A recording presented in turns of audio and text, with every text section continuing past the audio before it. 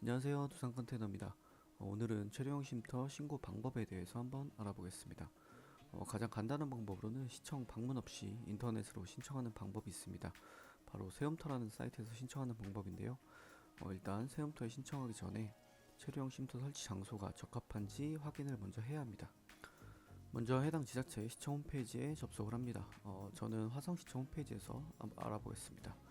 네이버에서 화성시청을 검색을 하고 화성시청 홈페이지 들어가면 조직도라는 곳을 클릭합니다. 조직도에 들어가 보면 농지정책과라는 곳이 있습니다. 농지정책과를 클릭을 합니다. 그러면 부서 및 업무 안내가 쭉 나오는데요. 여기서 담당 주무관을 찾아서 담당자에게 체류형 쉼터를 설치하는데 가능한지 문의를 하고 주소를 알려주면 설치가 가능한지 확인을 해줍니다. 설치가 가능하다고 하면 세움터에 접속을 합니다. 세움터는 네이버에서 세움터를 검색을 해줍니다. 그리고 세움터 홈페이지에 접속을 해주면 그 홈페이지 화면이 나오는데요. 로그인을 클릭을 해주고 공인인증서로 로그인을 해줍니다. 공인인증서로 이렇게 로그인을 해주시고요. 그런 다음에 민원 서비스에서 건축 인허가를 클릭을 해줍니다. 그러면 아래쪽에 가설건축 축조 신고를 클릭을 하고 설치할 주소 지역을 시까지만 입력을 해줍니다. 신청을 누르면 좀 기다리시면 가설건축물 축조 신고서가 나타나게 됩니다. 이렇게 나타나면 아래쪽에 있는 신규 작성을 클릭을 해주면 신청 구분에서 일반을 선택을 해주시고요. 건축주에는 신청인 이름을 작성을 해줍니다. 신청 구분에는 개인으로 선택을 해주시고요. 본인 생년월일을 입력을 해주시면 됩니다. 생년월일 입력을 해주시고 아래쪽에 사업자 등록번호랑 전화번호 말고 이제 휴대폰 전화번호만 입력을 해줘도 됩니다. 그리고 주소는 주민등록상 주소를 입력을 해줍니다. 농막 설치 주소가 아니고 주민등록 신청인의 주민등록 주소를 입력을 해주셔야 됩니다. 이렇게 주소를 검색을 해서 주소 입력을 눌러주시면 됩니다.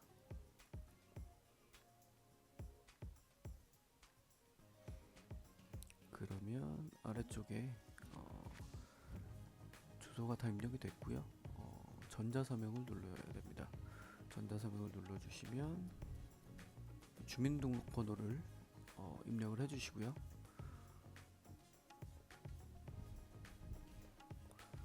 그러면 또 이렇게 공인인증서로 확인을 해줘야 정상적으로 등록이 됩니다.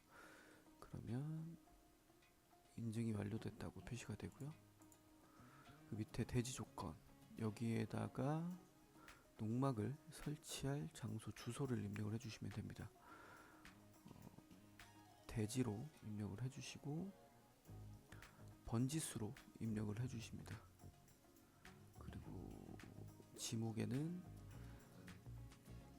지목이 맞는 답이나 전이나 입력을 해주시고 아래쪽에 지역지구 구역정보 가져오기를 클릭을 해줍니다. 그러면 지역 정보가 나타나게 되고 배표 여부를 클릭을 해줍니다. 그리고 아래쪽에 전체 계획에도 대지 소유는 자기 토지, 그 대지 면적을 입력을 해주시고요. 건축 면적, 그 체류형 쉼터의 면적을 입력을 해주시면 됩니다. 보통 건축 면적과 연면적이 동일하고 존치 기간은 3년 후를 입력을 해주십니다. 3년 후에 다시 재신청을 해야 되기 때문에 그 동별 계획에는 1 한동을 입력을 해주시고 구조는 컨테이너조로 입력을 해주십니다. 그리고 용도는 밑으로 내려보시면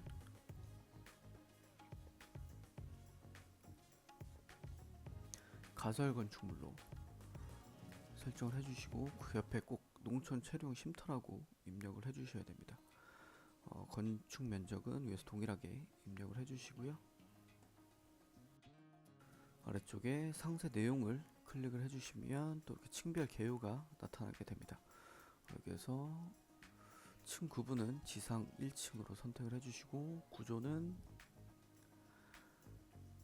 컨테이너를 검색을 합니다. 그러면 컨테이너 쪽으로 아까랑 똑같이 선택을 해주시고, 용도는 임시 숙소를 검색을 하면 가설 건축물의 임시 숙소라고 나옵니다. 이렇게 선택을 해주시고, 그 옆에는 동일하게 농촌 체류용 쉼터를 작성을 해줍니다. 그 면적은 아까 연면적과 똑같이 입력을 해주시고, 저장을 한 다음에 이제 민원 신청을 누르면 이렇게 오류 사항이 없습니다라고 나와야 정상입니다. 그런 다음에 이제 도면을 또 업데이트를 해줘야 되는데요. 이렇게 설계 도서를 클릭을 해주시면 도면을 또 올릴 수 있는 곳이 나타나게 됩니다. 여기서 밑으로 쭉 내려주시면 도면에 A14번 배치도를 올릴 수 있는 곳을 클릭을 해줍니다. 여기에는 이제 배치도와 평면도를 파일을 추가를 해주셔야 되는데요. 배치도 그리는 방법은 제 마지막에 설명을 해드리고, 평면도는 업체에 도면을 요구를 하시게 되면 제공을 해줄 겁니다. 그리고 여기에서 이제 파일 추가를 누르시고 배치도와 평면도를 업로드를 해줍니다.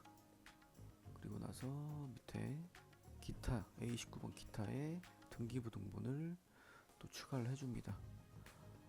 그러면 이렇게 올라간 게 보이고요. 밑에 그 다음에 아래쪽에 표준 파일 인증을 해줘야 됩니다. 표준 파일 인증에 들어가서 또 공인인증서로 서명을 생성을 하고 전송을 해줘야 합니다. 공인인증서로 전송이 끝났으면 종료를 누르고, 여기에서 이제 민원 신청을 누르게 되면 또 이렇게 오류사항이 없습니다가 나오고, 다음을 클릭을 해주시면 이렇게 또 신청인을 작성하는 곳이 나옵니다. 민원 신청란에서 쭉 보시게 되면 또 작성할 게 많은데요. 건축주 가져오기를 누르게 되면 아까 저장한 정보가 나오고, 주소는 주민등록지, 그리고 이메일 주소를 입력을 해주면 됩니다. 그리고 핸드폰 번호까지 입력을 해주시고요.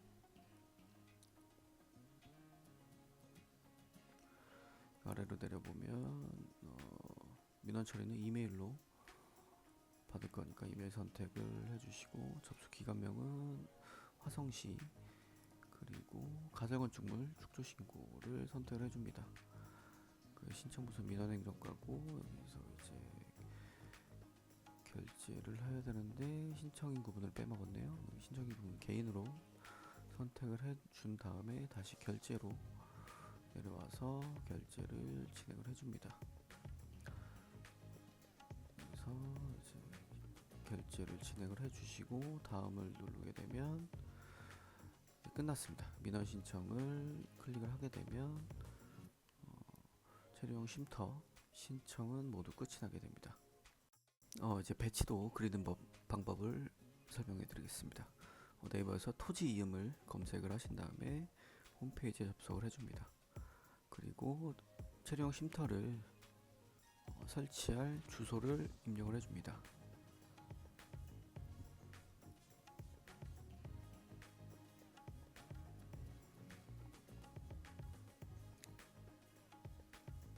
일반을 선택을 하고 번지수를 입력을 해주시면,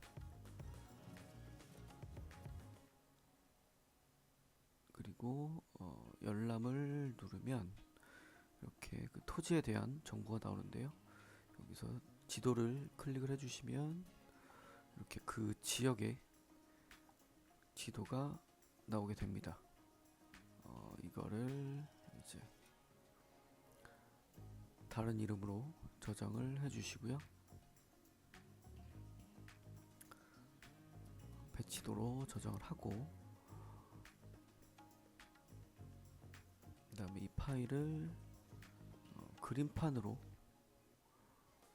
불러옵니다. 그림판에서 선을 선택을 하신 다음에 이렇게 체류용 쉼터를 선택할 곳을 선으로 이어줍니다.